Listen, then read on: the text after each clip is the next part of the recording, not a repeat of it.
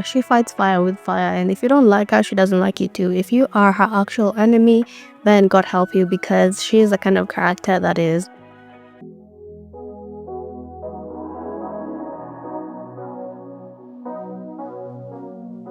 I don't wanna call you later. You're tearing my heart up like it's. Well, I don't even know if she deserves to be called a protagonist, because the girl is, towards the end of the book, she was giving psychopath, but let me just call her protagonist.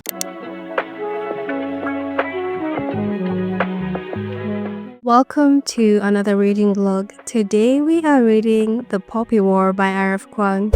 I put this series on my TBR I think months ago, but I am such a mood reader that I didn't open the books until a couple of days ago.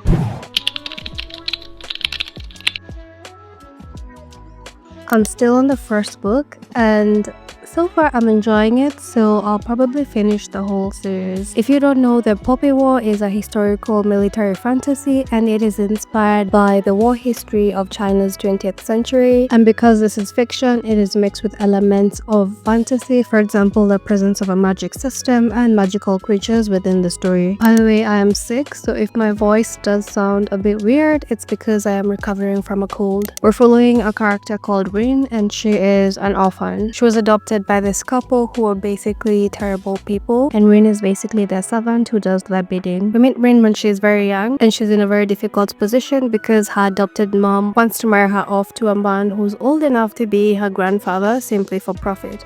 So Rin realizes that if she doesn't figure out a way to change the course of her life, she's just gonna end up as an old man's wife. And the age difference we're talking about is, think about that couple in Queen Charlotte, but when the girl is still way too young to even be married. So in this world that we're introduced to, the country that Rin is from was once attacked by another nation that wanted to occupy it. So I guess you can consider it a story of colonization. They had to fight to keep their land, and eventually they won, but barely. So within this story, it's felt that they are at the verge of another war, and they do not think they have the manpower, the resources to win this war. So they are facing not just colonization, but maybe the total annihilation of Rin and her people. But this is something that Rin is not aware of, at least to the full scope of how serious things are. So when we meet her, she's just a kid who's been told she's gonna be married off to somebody she doesn't want to marry. And so she's thinking of just her options and how she can get out of such a situation. So she decides to apply to something called Lakaju. This is basically an exam that allows you to enter into training to become one of the soldiers fighting in the military for the country. In a world recovering from war and also teetering on the edge of another war, being in the military or having military prowess and influence is what is the most coveted thing in this society. So Rin applies to take the Kaju tests. It is one of the most prestigious tests in this nation, and nobody expects a poor orphan with no resources, no training or anything like that to pass the test, because normally the people who do pass the test are people who have been training since they were children, and these are people who are basically children to powerful individuals within the nation. So naturally, no one expects an orphan from a poor, forgotten town to even bother to apply for the Kaju test and end up passing. But Bryn does, and against all odds, she passes. Now we follow her as she makes her way to the main, I think it's the capital city, where the Senegal Training Center is. And she's meant to join the other students who also passed the test for them to start training. But before I start reading, I bought some flower vines because I've been thinking of ways to make this background interesting, and I have a feeling that they're not going to be great. I feel like they're going to look really bad, but let's open them together and see how they look.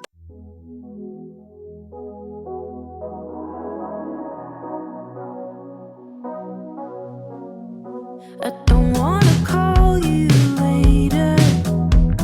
You're tearing my heart up like it's paper, and somehow you turn to a stranger. We used to work, now I'm trying to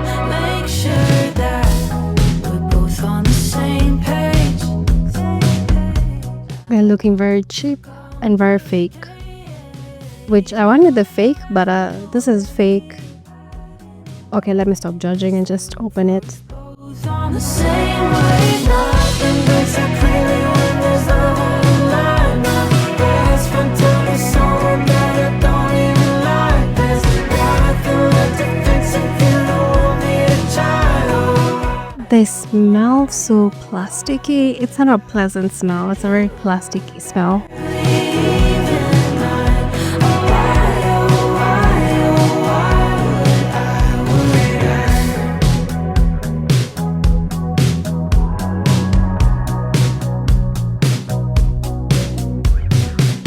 Should've known from the start that you were a waste of an open bar towel, wiping my feet. And also they shed a lot. The oh my god, I don't know if you can see this.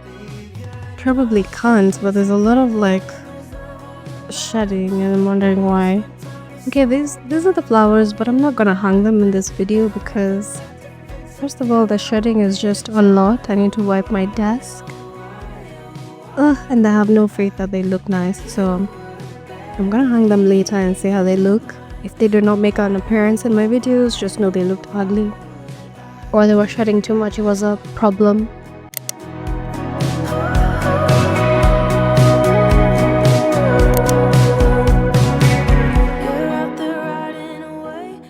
So I have 33 pages left, so I'm gonna finish it and just see how I feel after reading the entire book. And then I'm gonna move on to the second book. I don't know if I'll be able to read the second book in this vlog, but we'll see.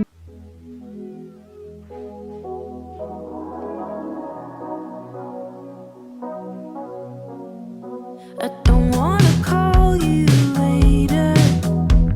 You're tearing my heart up like it's paper, and somehow you turn to a stranger. We used to work, now I'm trying to make sure that we're both on the same page. I don't want it to complicate. I know you're riding away. Is there room for us both on the same wave? Nothing breaks so clearly when there's love on the line. My best friend told me someone that I don't even like. There's nothing left to fix if you don't want me to try. Oh, why would I? When you were barely even mine. Oh, why would I?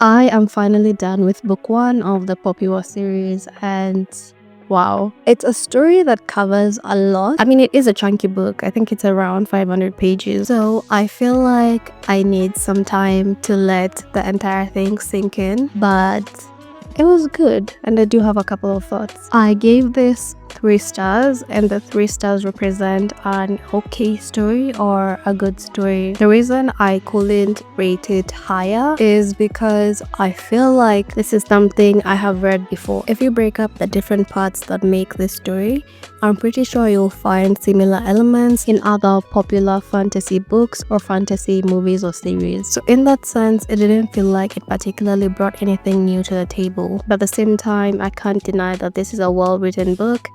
It kept me engaged, it kept me interested, and it kept me wanting to turn the pages. So I guess you could say this feels like a dated story, but it still remains something that was crafted really well. Now, the Poppy War has such a huge fan following. Kuang has a huge fan following, and I'm also a fan of her writing. She is one of my favorite authors, so I cannot end this video without at least expounding on my thoughts. One example I can give is that Rin, the main character, is from a poor background and she's treated very badly by people who are supposed to care for her and love her, which are her foster parents.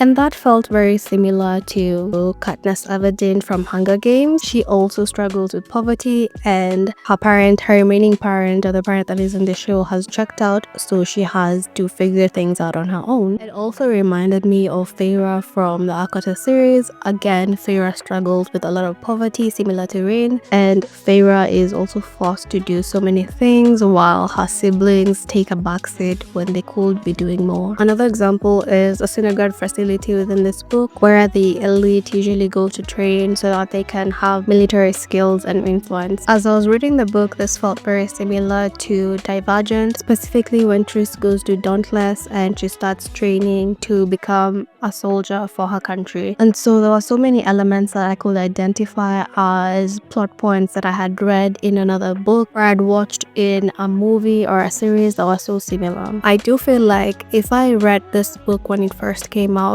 perhaps I would have been more into it, but because I'm reading it in 2025, it feels like something that has been done already or overdone. So my mind has not been blown by anything in particular about the story, regardless of how familiar or repetitive it felt. What I do think R.F. Kuang did really well was creating her characters and building their personalities. For example, reading this, I did enjoy seeing Green grow over time. She is a character that I feel is very unlikable, but that also makes her very different from other main characters that you do find in dystopian stories. Rain, the main character, is no pushover. She fights fire with fire, and if you don't like her, she doesn't like you too. If you are her actual enemy, then God help you, because she is the kind of character that is morally gray. She might cross lines that perhaps other people would at least think twice before crossing. And I also like how, because of her background, she is very strategic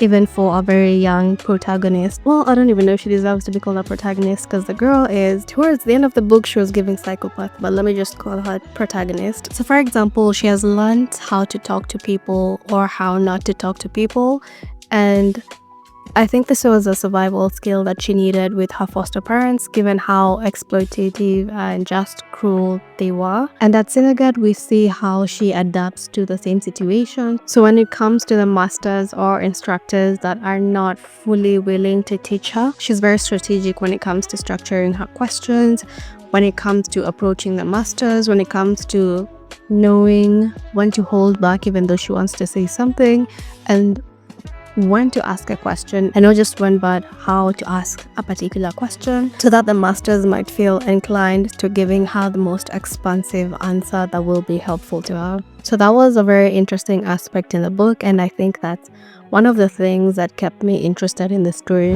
Okay, that is it for this reading vlog. If you made it this far, thank you so much for watching. If you enjoyed this video, don't forget to give it a thumbs up and subscribe to my channel if you're interested in bookish content and you'd love to see more content like this.